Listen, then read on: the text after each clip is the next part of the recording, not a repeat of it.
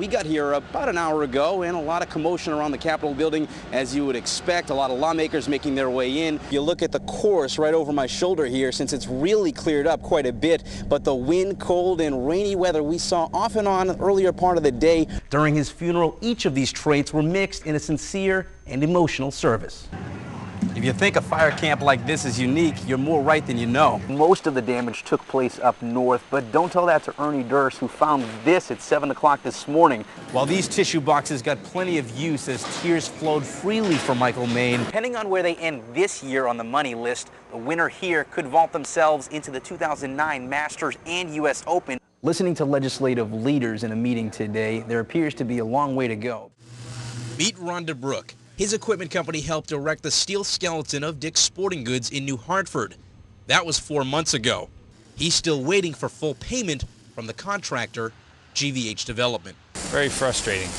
A lot of phone calls, not returned phone calls. According to invoices sent to GVH, DeBrook is owed more than $41,000, and he's not alone. Anthony Scarlatta says he's waiting for $11,000 for concrete work. Oh, 6 months, going on 6 months now. 6 months? Yeah. Is that the longest you've ever gone without a payment for something? No, it's up there.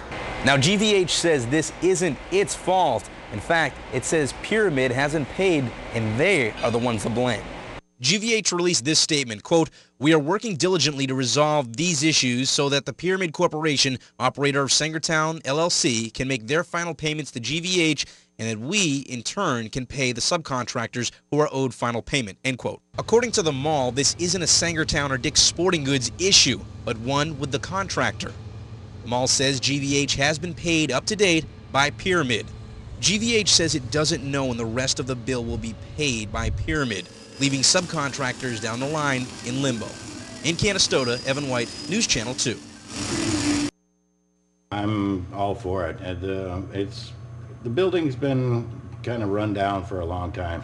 Craig Hook has lived here for 5 years. He showed us what run down means to him, and it starts with the front door. When you open the door, the bar slides,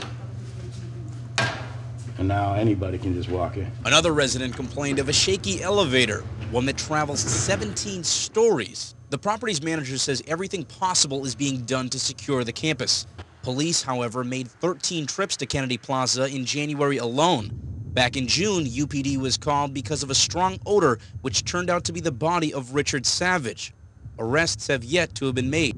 Some residents are changing their tune with hopes that a new owner can revitalize the complex. Liberty Affordable Housing of Rome bid $7.2 million for the property, including $717,000 in back taxes. Last week, the Common Council agreed to the deal. It sounds good. We'll just have to wait and see, because we've heard a lot of rhetoric. You know what I mean?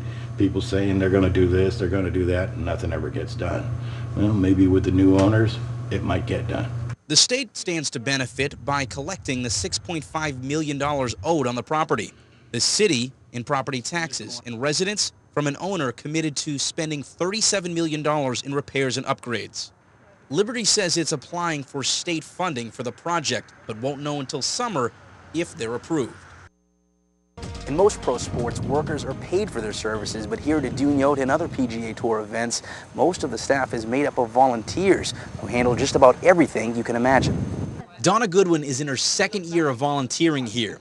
This time, she's handling calls and information at the media center. Goodwin and others pay $75 to spend a week helping out, but say that it's worth it for the experience.